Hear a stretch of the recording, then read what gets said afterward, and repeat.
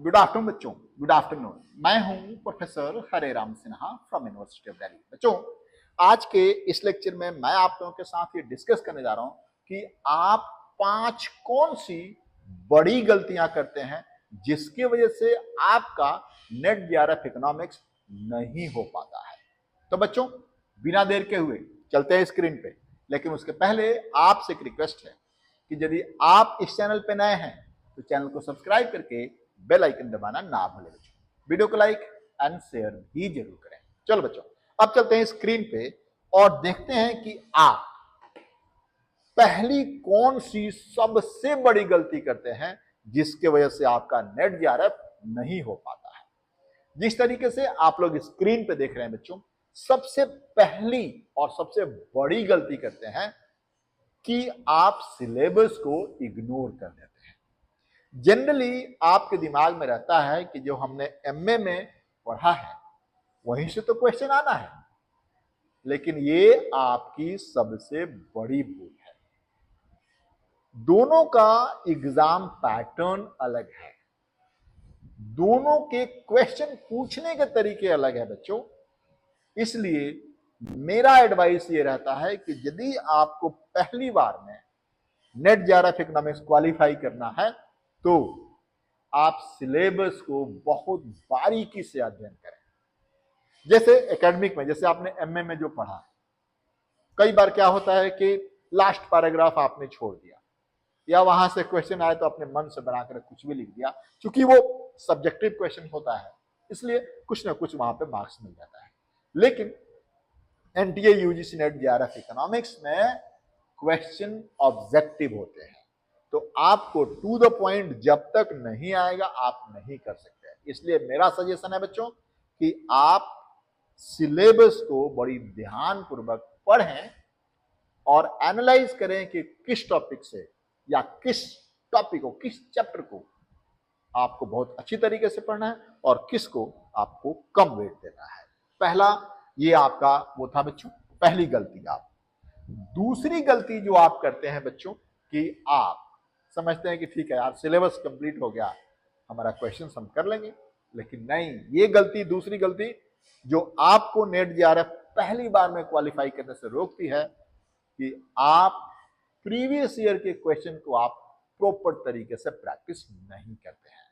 उससे क्या होता है बच्चों, मैं आपको बताऊं कि प्रीवियस ईयर के जो क्वेश्चंस होते हैं ना, उससे आपको आइडिया लगता है कि किस तरह के क्वेश्चन पूछे जाते हैं।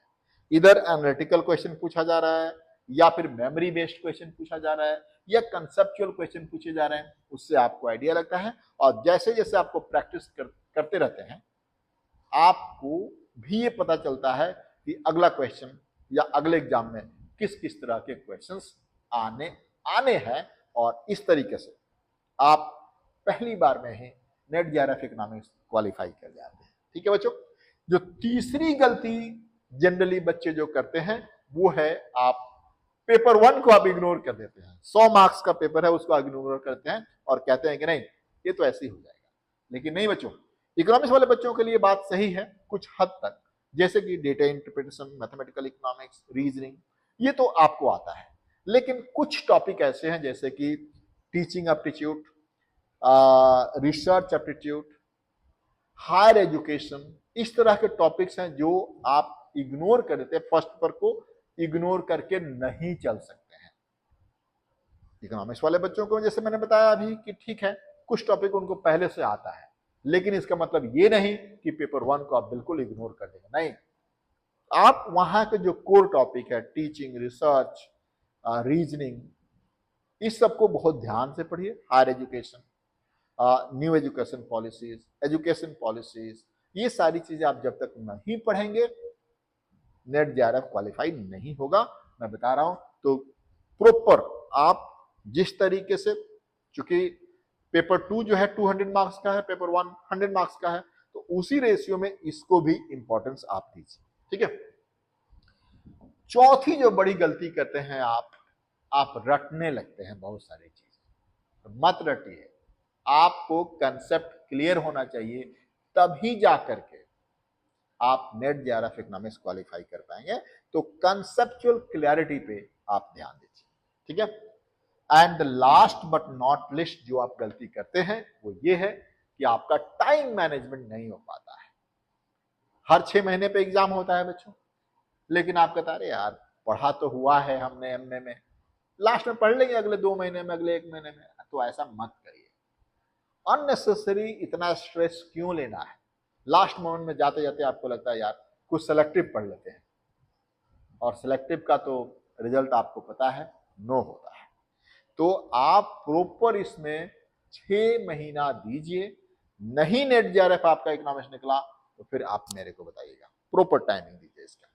यानी आप इसको इस तरीके से कह सकते हैं बच्चों कि यदि आप प्रॉपर प्लान करके चलते हैं और ये सारी गलतियां नहीं करते हैं तो आपका स्कोर 15 से 20 मार्क्स डेफिनेटली बढ़ जाएगा बच्चों। थैंक यू बच्चों, thank you for watching this video, thank you.